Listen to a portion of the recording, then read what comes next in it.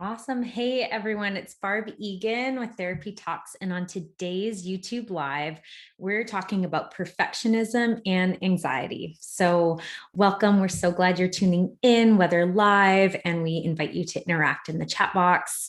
That is so fun, or to go back and listen to it, to the recording.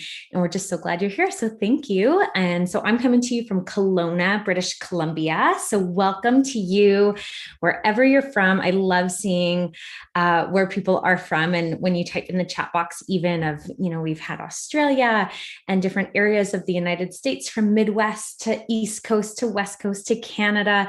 And it's so fun to see. So we love having all these different types of people on, because what I think we see is things like anxiety, depression, perfectionism, high, unrealistic expectations can be found in all of us. It does not have any discrimination about race, socioeconomic status, gender, anything, like any of those boxes. Like, everyone's welcome here. And I think those areas of stress, anxiety, depression, perfectionism are prevalent everywhere.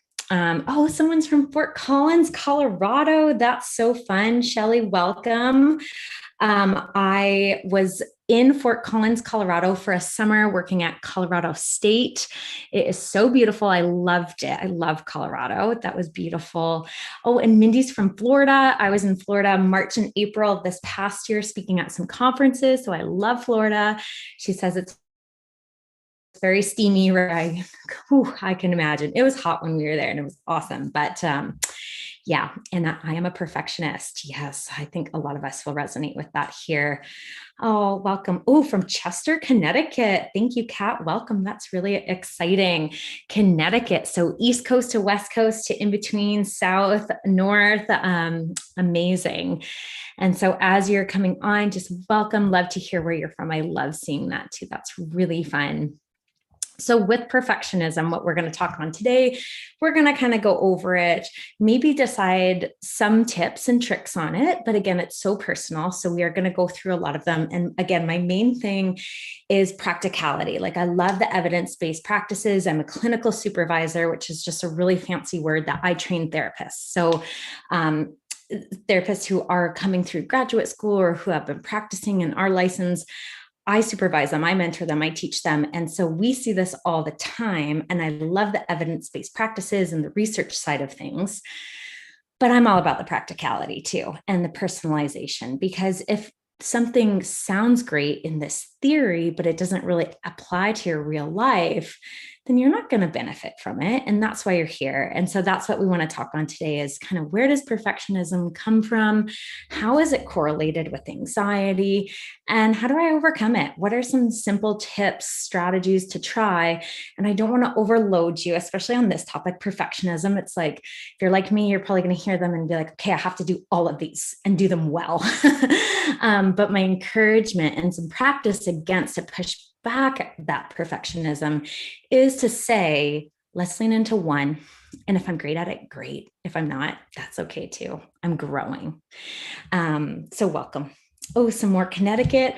Ooh, from Texas. Hi, Misty. Oh, Texas. I am American, but I've never been to Texas and I really want to. I've always wanted to go to Texas. So that's really neat. I've been to quite a bunch of these other places, which is really cool. Connecticut, Florida, Fort Collins, Colorado, all across Canada and the US. So a little backstory of me, because how it ties into perfectionism is, well, I was a high level athlete, like as high as you can go in women's sports and women's athletics and hockey. So that's why I've traveled so much across the world as I've worked, I've speaked, I've played, I've coached. And so you're talking to a recovering perfectionist right here, is growing up in that world, those high achievers, the high pressure status. I mean, just striving for perfection. And I don't even know if I'd use the word perfectionism, but I think that was there, be perfect, whether it was coaches or just that mentality, be the best, I think is probably better. Be the best. And as athletes, that's really common. And as a therapist, I work with professional athletes, quite common. I love working with them. I love working with athletes all the way down to youth and high performance. But this isn't just athletes. This isn't just the CEOs of big businesses that I work with. This is the stay-at-home mom. This is the high school student, the university student. This is everybody. We all have that inner critic that is saying, be better, just do better. Should, all those types of words. So pay attention to that. That could be a perfectionist way of thinking. I love Brene Brown's resources on this. Our self-talk journal that I wrote is all kind of about this and silencing that inner critic. There's a course too online, but I just want to encourage you that this is everywhere. And across all the states, all the provinces in Canada, across different countries, it's just a human nature to have this inner critic, and left untapped, or often more so, I would say, in these very high achievers, we see it develop into perfectionism when there's an unrealistic expectation. So of ourselves, or how we should perform, or our standards that maybe you wouldn't believe for somebody else, but you put onto yourself. And ironically, one of another sign or symptom of perfectionism, and then I'm going to hand it over to you all, of to see what do you think of when you think of perfectionism. Let's get some words out there or examples. But one that we often don't think about, like we think of, the one who's very organized and meticulous and detailed, high achieving. But the other side is the person who procrastinates. And I bet you didn't know procrastination and perfectionism often go hand in hand, which makes sense why they're correlated with anxiety. Because anxiety, we tend to procrastinate. We avoid things that make us anxious. So for example, if you want to decorate your house and you're on Pinterest and you want it to look a certain way and image and status, and you get in your own head almost, and then you just don't do anything. And often that's a perfectionistic tendency, because if I don't do it, then I can't be a failure. If I don't do it, I can't fail. So I just don't do it if it can't be perfect. So check in with yourself for certain friends too, that sometimes when we just don't do anything and let it pile up or avoid, those can actually be fueled by anxiety and perfectionistic tendencies. And so right there, you can see a little bit of that correlation, perfectionism and anxiety. So I'm going to pop over to the chat. I'm going to ask you all what do you think of when you think of perfectionism? Like whether it's in your own life, an example from someone that you know, a movie, it could be a cliche one. Like what comes to mind when you think of perfectionism? Oh, wow. Misty, I was an All-American in track and field in the 1500 and Olympic bound. That's amazing. Wow. Good for you. Oh, that's great. And Mindy says, I'm working through that journal and the course. They're amazing. I'm so glad. So we have the self-love journal, which is so great, all about self-compassion. We have that self-talk journal that I wrote that's a lot about that inner critic, that perfectionistic voice that's in there. And we have that course that goes along with it, an online course, which is fantastic. I'm so glad you're enjoying it.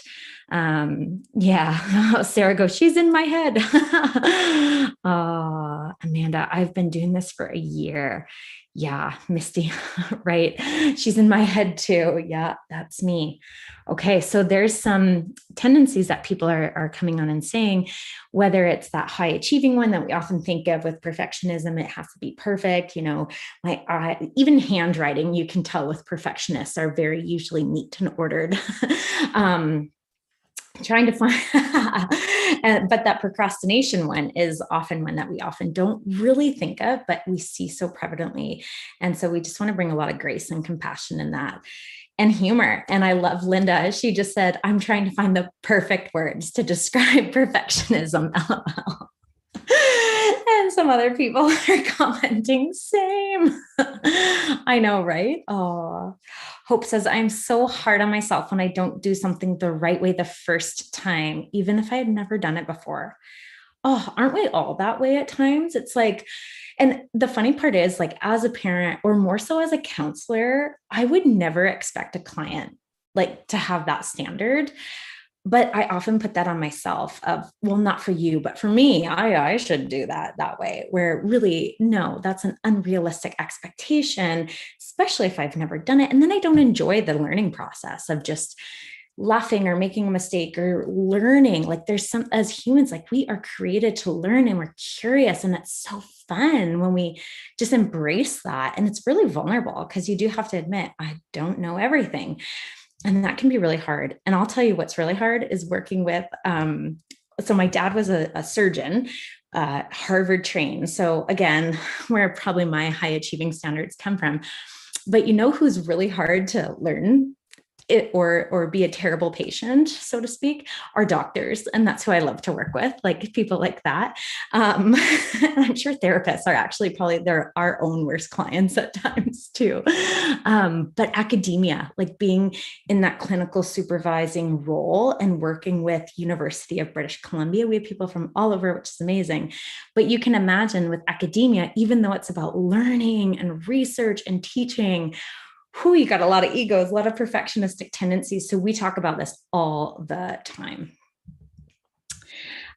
Kat says, I'm a fine artist and also have the absolute worst inner critic, and I procrastinate all the time. And so you see that in academia, like I said, or surgeons or doctors, like the very meticulous engineer type, but you also see it in the creativity side. when I work with musicians, it's like, I'm just stuck. I can't do it because it's not going to be exactly how I want it to be, or perfect would be another word, but we often don't always say perfect. Just like when I was trying to explain it earlier, it was hard for me to say that as an athlete, of just be the best, be better than everybody. And just imagine trying to, that to some extent, it's healthy to strive for excellence.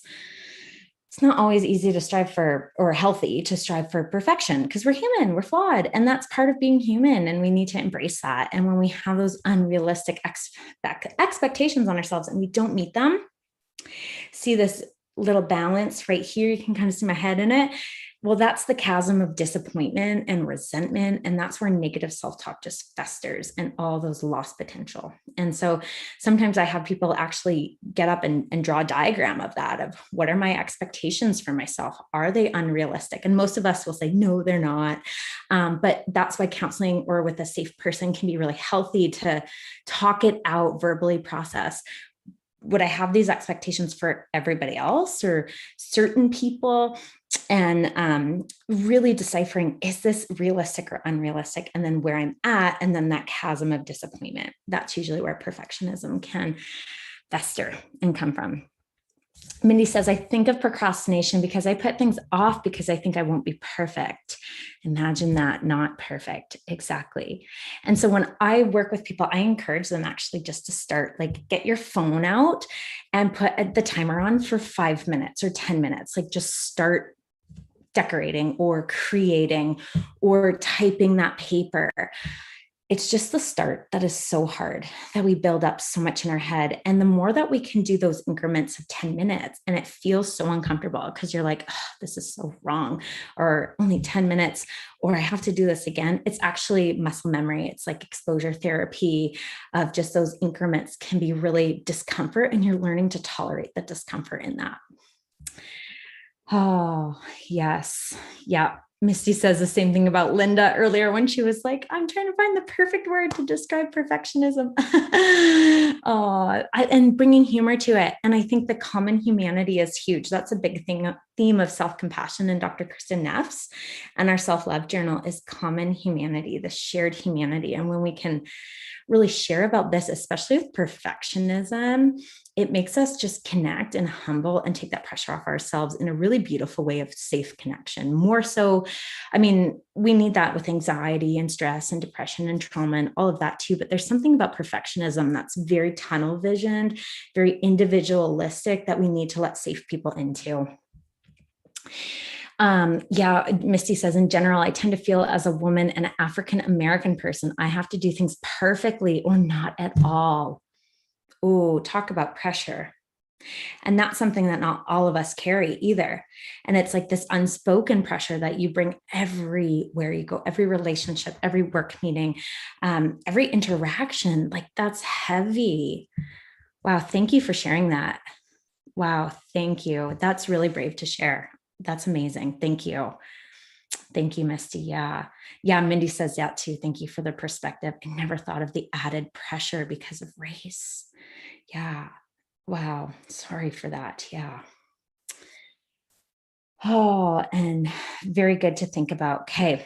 So, Elaine has a question. And yes, so as you're coming in, we're still kind of talking about what do you think of when you think of procrastination? And then we'll kind of get into some of the teaching areas of it. We'll have some things up for you all. And then keep track of some questions that you may have, or again, tips. I really encourage note writing. And hey, for you high achievers out there, I won't take you back to school days, but in a really beautiful, healthy way, because when we write it out, it just helps our brain, like it takes that pressure off. Anytime that we can take pressure off, I think is really beautiful, that we have more mental capacity, that we can go back and revisit it and just start to get curious of saying, where do I see this in my life? Or how could I apply this? Or how could I grow in this? That's going to be a big theme. How can I grow? And just keeping track of that, not of how you failed, but how you grew, how you didn't do it perfectly. No, not that, how you can grow in it. And so that's so beautiful. Elaine asks, can childhood trauma be a cause of perfectionism? Absolutely. And so we'll dive into maybe where it comes from. Really, around its roots is anxiety. I'm an anxiety specialist. I love working in anxiety. It's because I just resonate so much. And so when people meet me for the first time, and maybe they know I'm a therapist, we kind of live in a pretty medium-sized town. So you go out a lot and people know who you are. But often I get asked, oh, like what you work in? And I just usually say, like, I love anxiety. I love working with anxiety. And that's always a great conversation starter at parties. So that's pretty fun. So perfectionism, anxiety, they're really correlated. And we're going to explore that relationship today, but it can absolutely be childhood trauma. Because if you go back to childhood and you had some chaos, and that could look like abuse, but that could look like almost neglect too. So it could be a parent that wasn't really emotionally present. So maybe they were there. I get that a lot of, well, my mom was a stay-at-home mom, but she wasn't emotionally available. She didn't validate me. And there was this pressure, or whether it was unspoken or around body image or anything like that. Anywhere that doesn't make you feel completely safe and seen for who you are. And safe could be physical, of course, but it could be emotional, that you couldn't really share what was really going on in you. And you couldn't really share about your thoughts or your feelings. And as humans, we long to be seen for who we are. We long to be loved for who we are. We long to be known for who we really are. And we're all terrified that we're not enough. And so at its core, that's perfectionism. We have to be more than enough. We have to be perfect. So if we have that as humans of not enoughness, there's a little bit of perfectionistic tendencies in all of us, whether it's through that overachieving, that high achieving, or that procrastination and underachieving too. So look for that. Be curious about that in your own story, or people you bump into who are in your life. But in childhood, you're not in control. Like, there's a power hierarchy of a caregiver, and they're not perfect, right? Even as a parent, like, we're not perfect. And so that doesn't mean that there's going to be childhood trauma, but when you're not feeling in control, then what do? We want to make control. We want to put control in order. So that's why you see, people stress clean or bake or cook. They want to make order out of chaos. They want to control something. And to some extent, that's actually healthy, but there's a fine line, because then left unchecked, it could exasperate into other things like perfectionism or anxiety. It's just good to get curious about, where did I try to bring control? And even saying to yourself, as a child, that was a really good thing to do. Like, that's what you could do at 7 years old. You couldn't speak back to them. You didn't know what was going on. You didn't have the language or the conceptualization yet.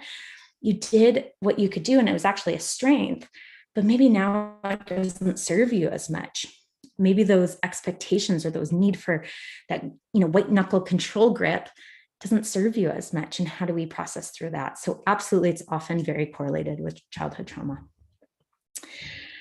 Oh, Misty, this is so great. Just saying thank you for providing a space in which I can share. That is like literally all my heart wants to do in the world. It's like, people share, feel safe. Oh, that's so wonderful. Oh, and I love seeing everyone kind of encouraging one another. This is a really safe place. And thank you all for doing that, for compassion and asking great questions.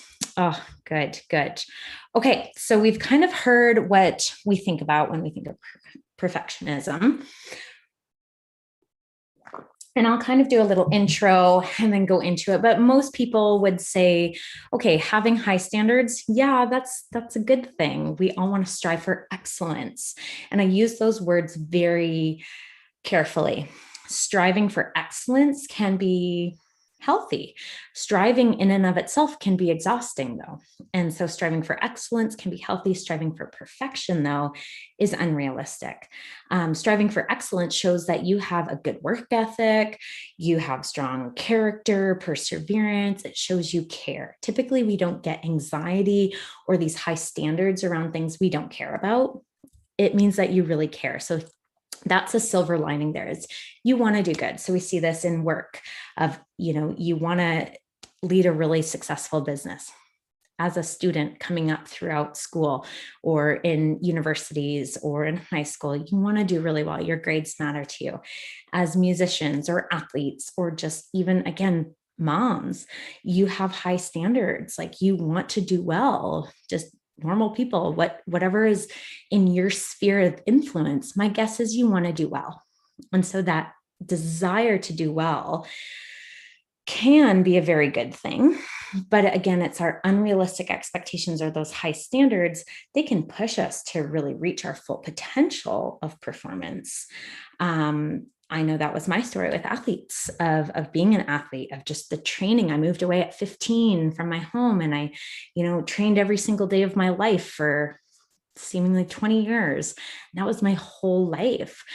But perfectionism, on the other hand, when we're in that mindset, and I use this word perfectionistic tendencies a lot, because I think when we have tendencies, we can identify those and they're kind of split apart easier instead of just, perfectionism as a big label.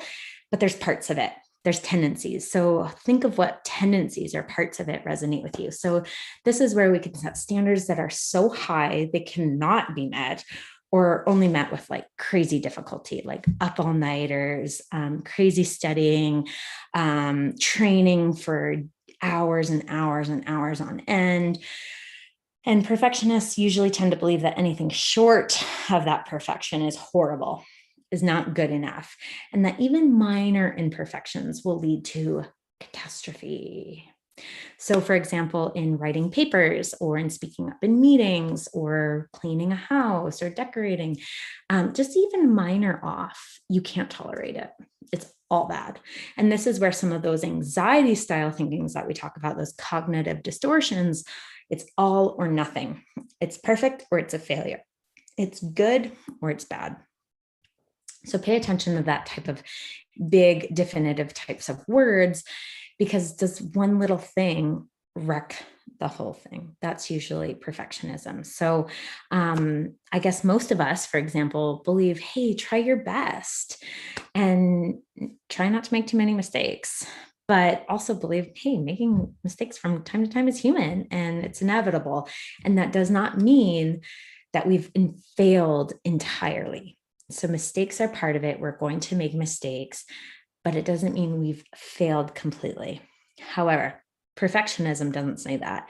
It says you should never make mistakes. Making a mistake actually means you're a failure or a horrible person or disappointing others. And so there's actually a lot of shame tied into this, because as I use those words purposefully, guilt says I did something bad or I made a mistake.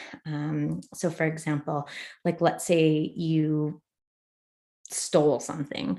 It says, okay, I stole something. I stole some candy from the convenience store. Guilt feels bad about that. I stole something. I did something bad. Shame doesn't say I did something bad. Shame says I am bad. And so with perfectionism, guilt says, oh, I made a mistake. Shame says, I am a mistake. I am a failure. And that gets really hot, really heavy. And that's where often people have very visceral body reactions too, because the body holds on to that. It's really intense. And shame, I think, is the worst emotion to experience as a human. It just, again, I am a failure. I am horrible. I am a disappointment. And so if we're thinking like that, those perfectionistic tendencies of thinking, then that's really scary to even try something new. No wonder we avoid or procrastinate of doing things, because you don't want to hear that voice. And of course, it's terrifying to make mistakes. So we try our best to avoid it, which is anxiety. We want to avoid the thing that causes us anxiety or distress or shame. And so trying to be perfect makes us feel really stressed. Like people who are living this way are not happy-go-lucky, easygoing, but they're often very just disappointed with themselves. And like I said, again, shame is a huge driver of this perfectionism of I'm not enough, or I'm a failure if I don't do this. My performance equals my worth, where I want to encourage you that you're worthy of love because you're you and there's no one else like you in the world. And I do believe every single one of us is created on purpose for a purpose. So kind of my story too. So I was an elite athlete. I coached elite athletes, professional athletes I work with in the mental health world too. So I'm in that realm. I come from that realm. My dad was a sports team surgeon. He was a great, phenomenal athlete, a quarterback in the United States. My grandfather was a Hall of Fame baseball player. So, we kind of come from that world. But my grandfather was and my dad, they're both like the most laid back people. And I would ask them, like, how do you take this? Like, I'm training at this young age, I want to be the best. And what I was told at 15 when I was first going to the Olympic training centers and training and striving for the Olympics is, hey, you just treat everybody with respect. Be nice on the people on your way up. Because I was young, I was up and coming, because you're going to see them back on your way down. And they just had such a healthy perspective on it, because you're not always going to be the best. Like, there's always going to be someone ahead of you or coming up right behind you. And there's going to be different things that you're really good at, but not everything. And don't put that pressure on you. Enjoy what you're good at, work at what you're not. But it was more about that character and integrity of treat people with respect on your way up, because you're going to see them on your way down. And my grandpa played professional in the MLB.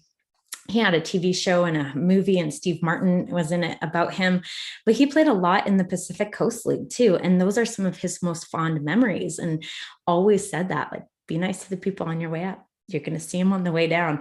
And now, working in that environment, I often use the term, hey, we all end up in beer league, which is like the fun league of softball or hockey, which was my sport. And I usually say to people, even Wayne Gretzky. So just take that pressuring off ourselves too. So how can we loosen those standards a bit? How can we gain some freedom from those perfectionistic tendencies? And some perspectives of therapy say we really want to know where this comes from. And I think there's value in that, because then we don't re-trigger to that root every single time. But I don't think you have to go there and camp out there and say, tell me all of your childhood and all of that. I think it's unique to every person, and I think we explore that. But where it comes from can be helpful to quench it.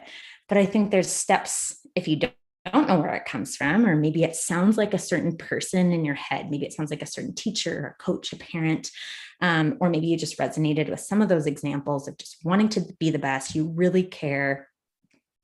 Maybe there was some chaos in your childhood, so you wanted control, and that was how you tried to bring it in to earn love, even in relationships. But those are kind of prominent areas that perfectionism can come out of, or shame.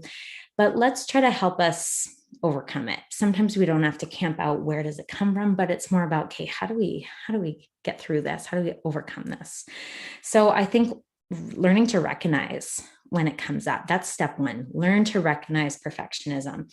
So if you're having trouble of where does this come, or it's everywhere, again, remember, there's nothing wrong with having high standards. It means you really care and you have the integrity and work ethic to achieve.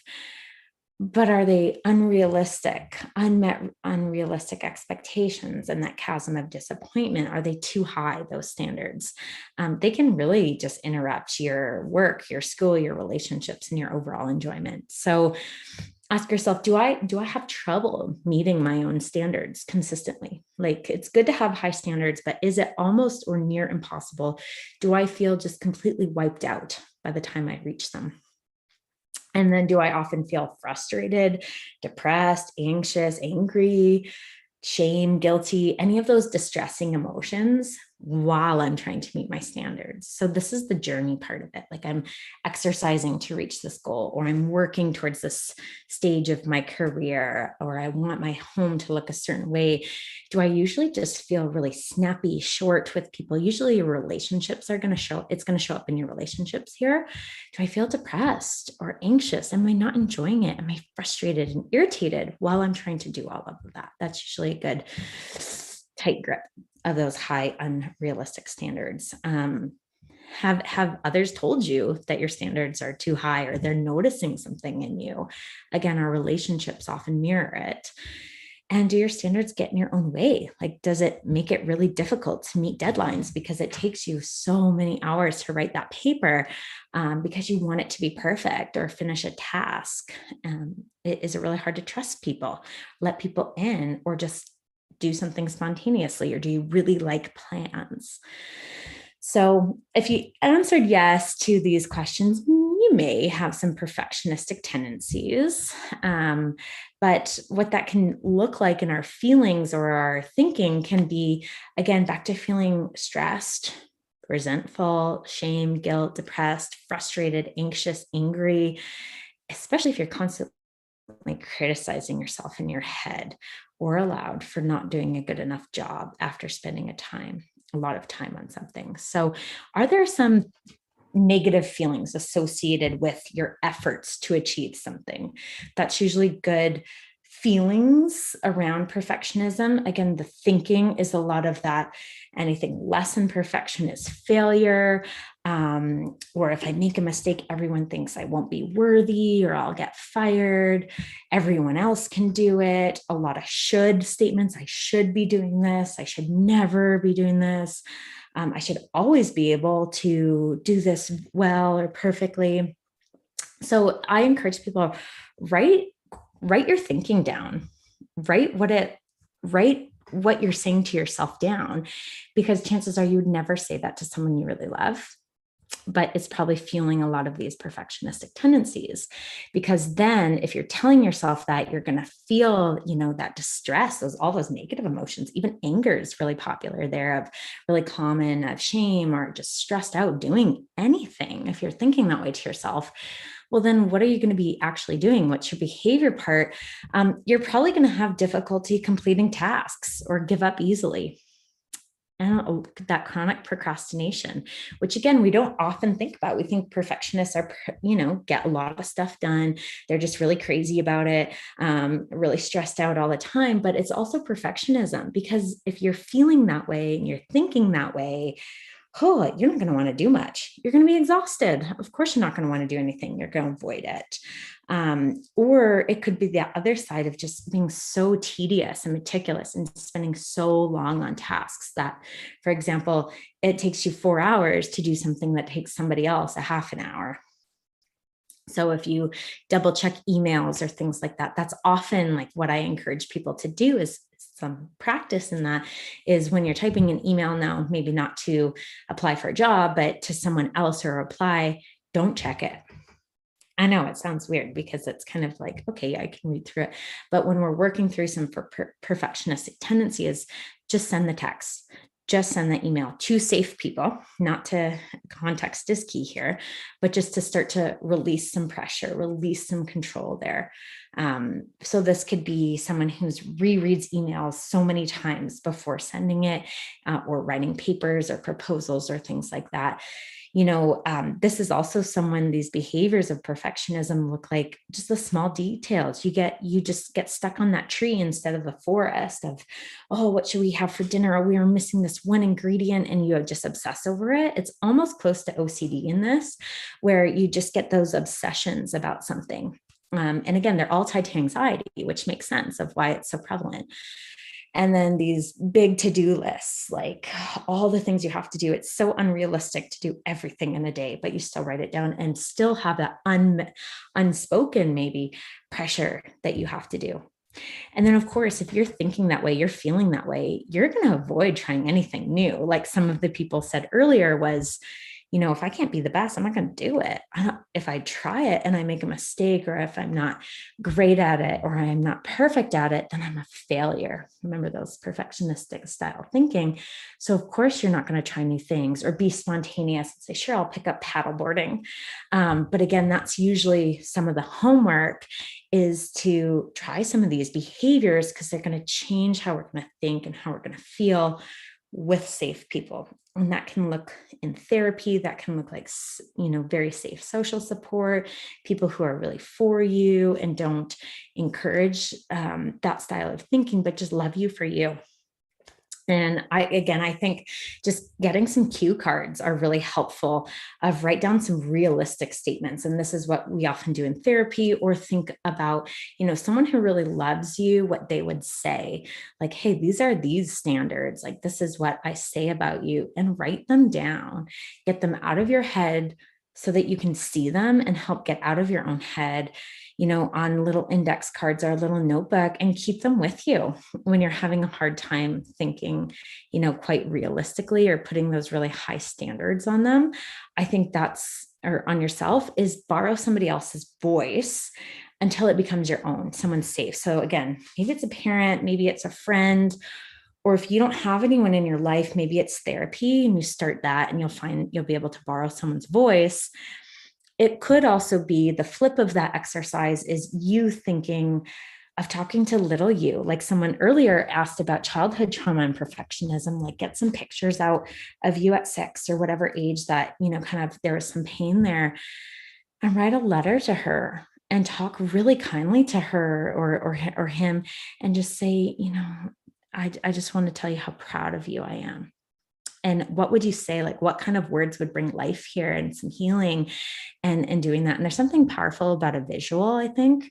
So you could do that. You could borrow someone else's voice, or you'd use that word, though, that voice to someone else, whether it's a younger version of you or a friend that you really care about, or your own child or something like that, and talk that way to them. Write it out and practice saying it aloud. So your mouth gets comfortable, your brain gets comfortable just conceptualizing it, your ears get comfortable hearing it, and you start to practice talking to yourself. And it's not going to feel natural at first because, well, for X amount of years of your life, you haven't spoken that way to yourself. So it's going to take some time. So again, it's another practice of tolerating the discomfort and just practicing something new, which is so hard in perfectionism, which is why it's so important to try in small baby steps there. So I'm just going to pop over to the chat and see, does anyone have any questions? And we'll kind of go a little bit more and unpacking, but I just want to pop over, see, do you have any questions or comments or anything?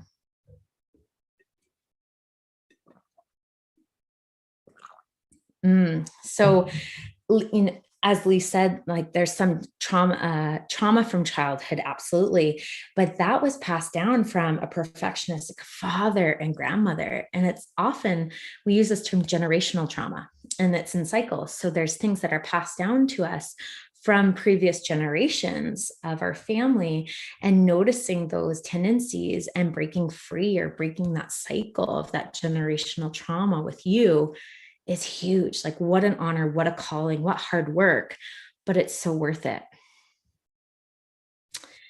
So, oh yes, that's a great correlation too, Lee. Thank you for sharing. And Elaine says, I think for me, perfectionism equals validation. That's often where it comes from, is you get praised as a child for being, maybe you don't get noticed. Again, this goes back to maybe your parents were together, maybe that you lived in a, your parents were together, they weren't divorced, and that, quintessential life, but they weren't really present. Like they only were really involved when it was, oh, great job in this sport, we finally noticed you, or your grades, oh yeah, you're praised there, or they brag about you to friends. And that's great. Like we want to have high standards again, but if you're not really known for who you are, loved for who you are, seen for who you are, validated for who you are outside of performance, we're going to think performance equals worth, performance equals love, performance equals validation. And so I think that is something, if that's part of your story, to get curious about, write about, talk about, start to process through that in a safe place. Yeah. Yeah, a lot of people are just resonating with some of those teachings that we just did of how to identify perfectionism when we're seeing it in our head and how we feel, not enjoying that journey of learning something new, or those behaviors of, taking so long to do something that takes other people just 20 minutes, it takes us 4 hours, or just not doing things, that procrastination. Yeah, I'm glad so many people are resonating with that. To start to talk about, because we have to bring light to it. That's how we start to shed some light to it, to get out of it. Absolutely. Elaine says, I get myself to a point of overwhelm and then I get paralyzed and end up doing nothing. I know one of my favorite ways of describing it is when we're overwhelmed and don't know what to do and we feel stuck. We don't do anything. When we're stuck, we're overwhelmed, we don't know what to do, we don't do anything. And so start small. And that's where I like to bring in a timer, like on a phone or something, like 5 minutes. Like, for example, journaling. If you use one of our journals or a blank page, or you just start with writing down what are you telling yourself in your head, put a timer on And maybe that's where you just start to get out some of those perfectionistic thinking traps that you're thinking inside of here in that situation. And it doesn't have to be for an hour, but just 5 minutes. And when it goes up, and if you want to keep going, give yourself permission to keep going. If you don't, give yourself permission to stop. And again, it's kind of getting uncomfortable with the uncomfortableness of this, of learning to tolerate distress. That's really the main goal. Is there's going to be distress. Our goal is to tolerate it. And just starting small, especially when you're feeling that overwhelmed. That is so true. That's anxiety, perfectionism.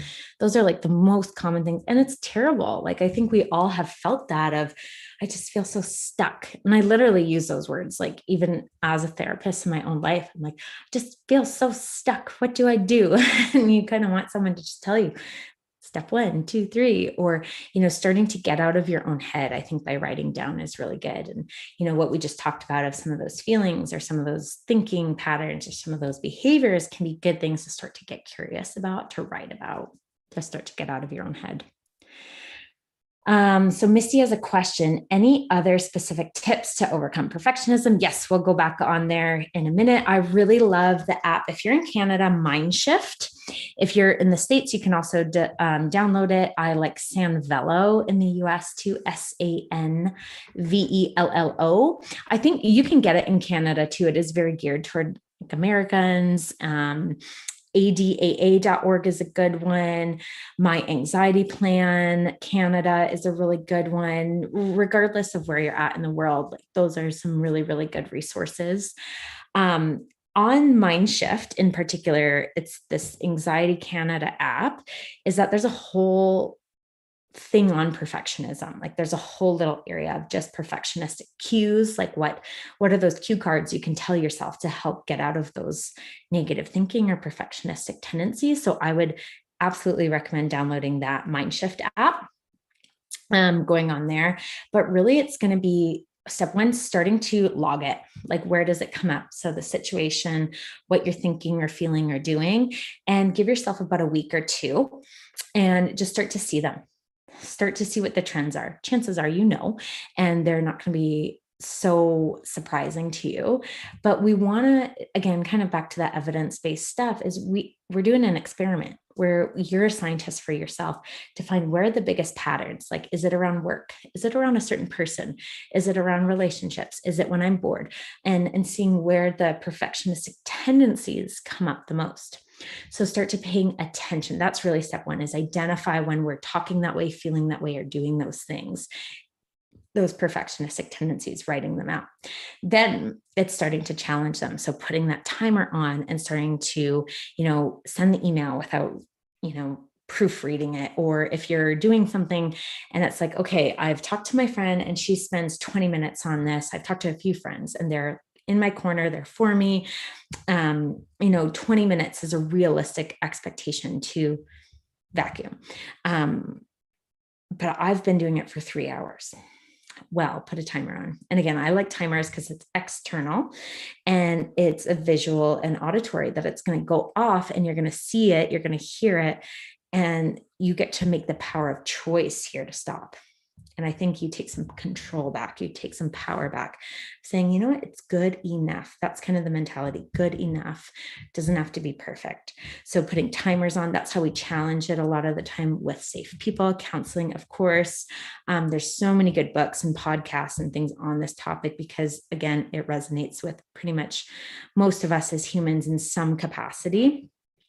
But it's really becoming aware of it. It's challenging it, talking to yourself like you would a specific person. So looking at that younger version of you picture, visualizing your parent talking to you, or someone who really loves you, like someone safe. You always want that.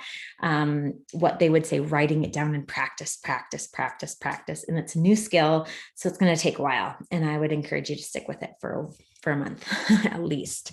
And then it will feel much more natural, but it will start to feel more natural after a week. 2 weeks will feel even better, but about that month timeframe, it's going to become, you're able to move around in it more fluidly, more freely too. So again, pressure off of yourself to do it overnight. Let's see. How do you manage the fear of making mistakes? Ooh, that's a good one. And again, it so goes back to anxiety too, because anxiety is like we have this fear and we've kind of made it big in our head. And so we avoid it. Like, again, avoidance, procrastination, and the anxiety monster grows and grows and grows and grows. And we never learn that we get to slay it. We can cope, in fact. And oftentimes we ourselves might need some new tools. That's why counseling can be so good, or friends, or books, or just journaling, like these types of things. It doesn't just have to be in therapy. It can be all these other stuff too. It could be exercise to relieve some of that pent up extra energy of anxiety. And so I think anything that helps us gently face our fears is an antidote to anxiety. I'll say that again. Anything that helps us gently face our fears is the antidote to anxiety and even perfectionism, because they're correlated here. And keep track of it, of celebrate those little victories. It doesn't mean that you have to be perfect at it, or that you faced it, you faced a fear and it went perfect, or it went really well. Even it could be, coming out of COVID, a lot of us are wanting to connect with people again or meet new friends, and that can be really hard. So let's say you join a group and you're really, really nervous about going, don't say the wrong thing, or you say something at the meeting and you're just replaying it over and over in your head of, why did I say that? Sound like such an idiot, or anything like that.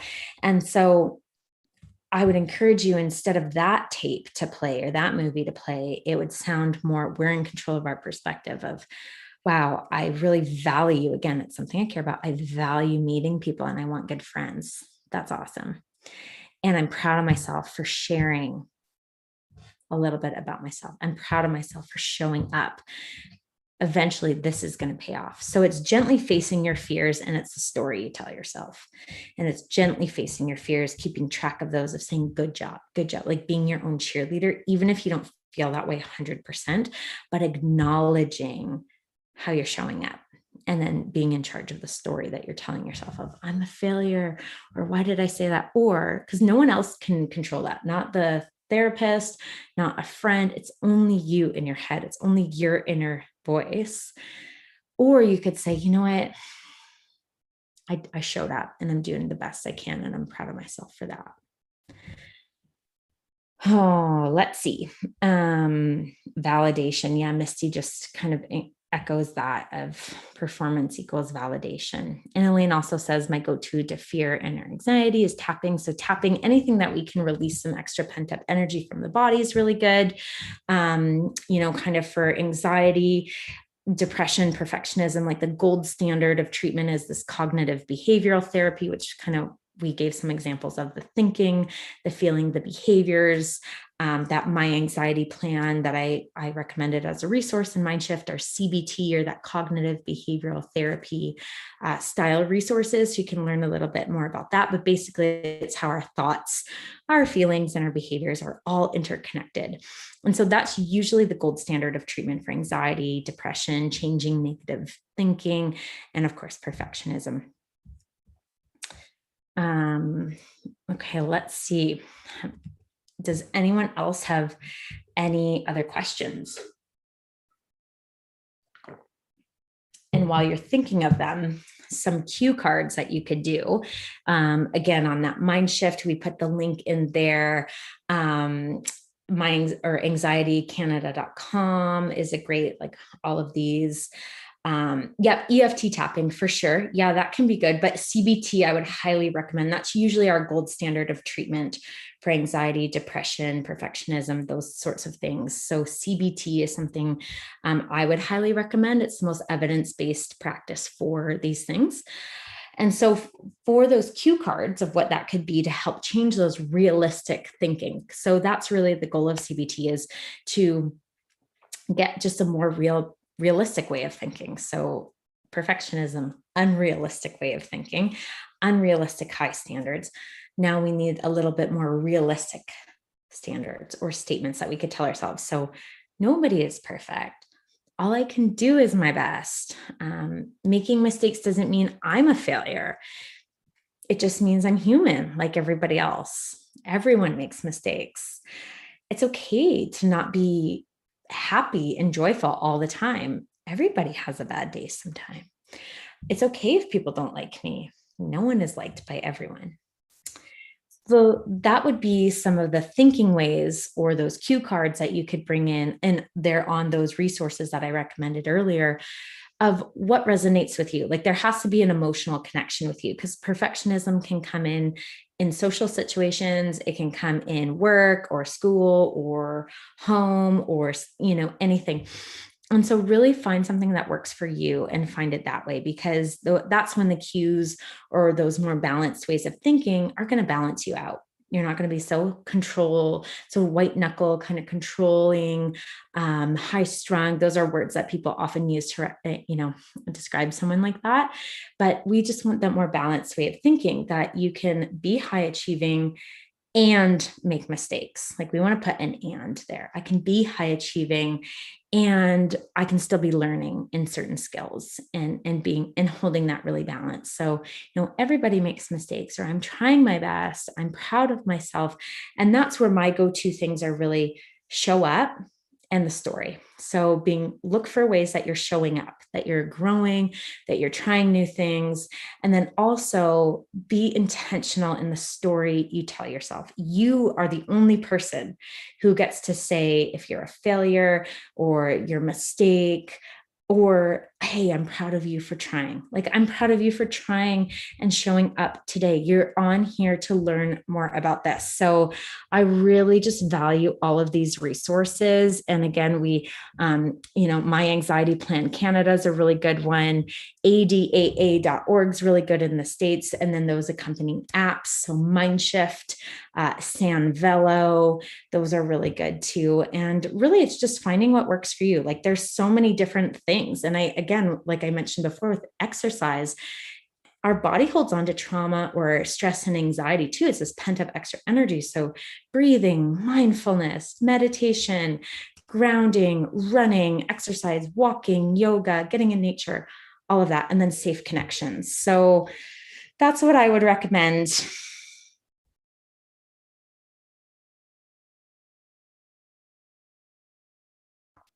Oh, Sarah has a great point. It seems hard to remember everyone makes mistakes when so much of social media are people doing great. Most people don't seem to share that other side. I guess cutting out social media could help, but it's so hard. Yeah, it is, because we're comparing our lowlights or our mundane. Like we know that about ourselves, but we're comparing that to someone else's highlight reel, and it's not real life. And I think keeping that balanced perspective too of, maybe that's where you do follow certain people that bring you life. Like pay attention when you're on social media. Am I comparing here? Am I feeling less than? Is this sparking these perfectionistic tendencies?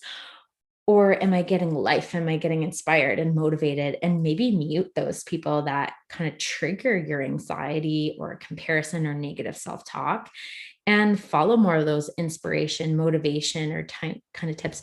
And that's a great point, actually, Sarah. Thank you for bringing that up, because on Instagram, on Facebook, on social media, TikTok, there's some really good resources put out by therapists and trained mental health professionals on perfectionism. And so that's actually really good bite size. You see the little square info on it, and I love that. So definitely check that out too. There's some, if you search like perfectionism, and you can go through and see what resonates with you, but that's really good too. And they're like bite-sized little clips or infos, and I love that. Mm-hmm. Oh yes. And Misty says she has Sanvelo and she really likes it. That's great. That app. Yeah. Oh, good, good. And I think it's often a combination. Like it's not just one thing. Michelle. Yep, it's American Depression Association.org, I believe it is. Is that what it's something along, I think it's ADAA.org. I believe that's the anxiety and depression website. So, but if you even like Google that I would probably give you up, but I think it's at adaa.org. I'm pretty sure. Yeah. And I think it's a combination of things. Like for some people, they're going to love grounding and breathing techniques. For some people, they're not. Like often for these high achievers, it is very much how they think, how they feel, and how they act act or behave, which I think probably why CBT is such a go-to. It's so studied for years because those high achievers are often very much fueled by that type of mentality versus journal or meditate. Like, I just think of, if you think of Michael Jordan or some of these pro athletes that, there's parts of it that are great, but they kind of like results. It's very results focused too, of like, we got to change some stuff here. And I think that's why it works really good. But there's a lot of modalities to find what works for you. If it's EFT, if it's CBT, is it solution focused therapy? Like, there's so many, but I think just doing some research on perfectionism and anxiety is huge, because as we can see, there's so many styles of anxiety thinking coming up in perfectionism, and it's really rooted in that procrastination and avoidance, or taking so long, being so meticulous. I know there's a lot of correlations here. And so I could go on for a lot more. I could do like a whole series on perfectionism probably, or just anxiety or this, but see what resonates with you. Psychology Today is another really good resource. It's a database of therapists. So if you are looking for somebody who works in perfectionism in your area, you can find that, but it's also that magazine and all the articles, and they're all written and vetted by therapists too. So it's really good resources too there on perfectionism to see, hey, what do I resonate with? What should I be looking for? What should I be doing unique to me? But it's probably going to be social support, like safe family and friends. It's probably going to be exercise and probably some of those grounding, breathing, meditation. It's probably going to be creating too, whether that's like decorating or art, music. It's probably going to be maybe a little bit of therapy or some mental health care. That could be reading a book, watching a TED Talk, journaling, those sort of things, those courses or journals that we have. It's probably going to be like a pie chart, a lot of little different pieces of the pie of what resonates with you rather than just one thing. So that's my encouragement, is to take away from today just something and write it down.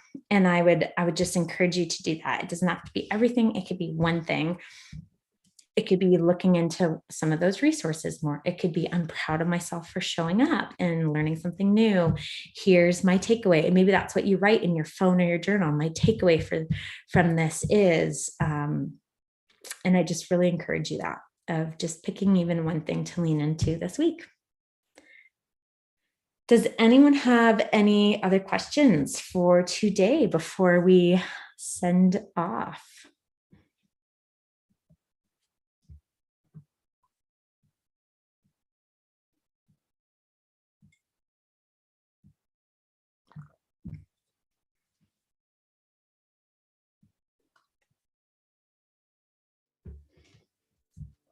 Oh, Mindy, thank you. Thank you. Your talks help me so much.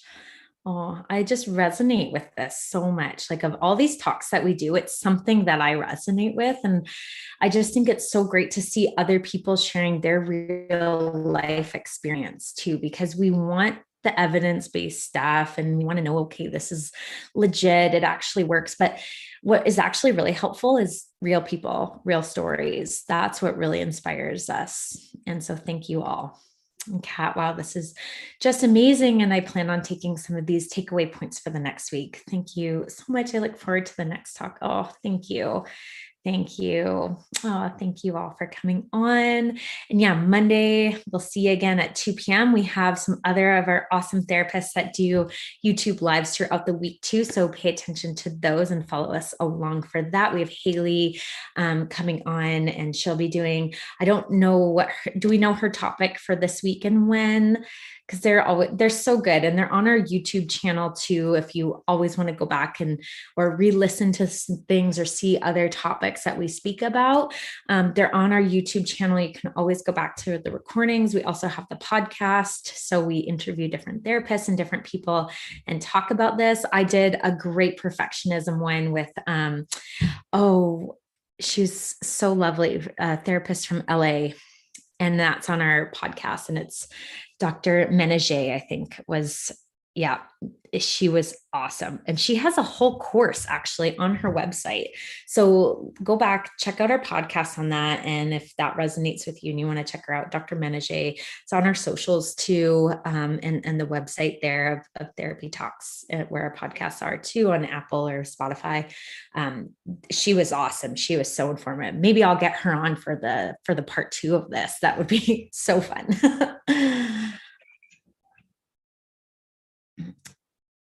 Okay, and tomorrow we have the emotional impact of trauma live with Joelle. So that will be awesome.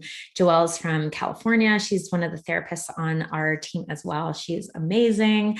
Yeah, so the emotional impact of trauma, just a nice light summer topic. Wonderful. Okay, everyone. Well, I will see you all next Monday. I look forward to it. Have a wonderful week. And again, be proud of yourself, be kind to yourself. And I would also challenge that perfectionistic tendency or that voice in your head. It could be with those journals or our online course, but often just write it down and just say, oh, I want to tell myself this, or I usually tell myself this. It's that negative self-talk. But I'm choosing to say, I'm proud of you for showing up today. I'm proud of you for trying to learn. You are learning. You are worthy. Things like that. Just start practicing that. Doesn't have to make it feel organic or natural yet. Just practice and be proud of yourself. Okay. Thank you. Have a great week.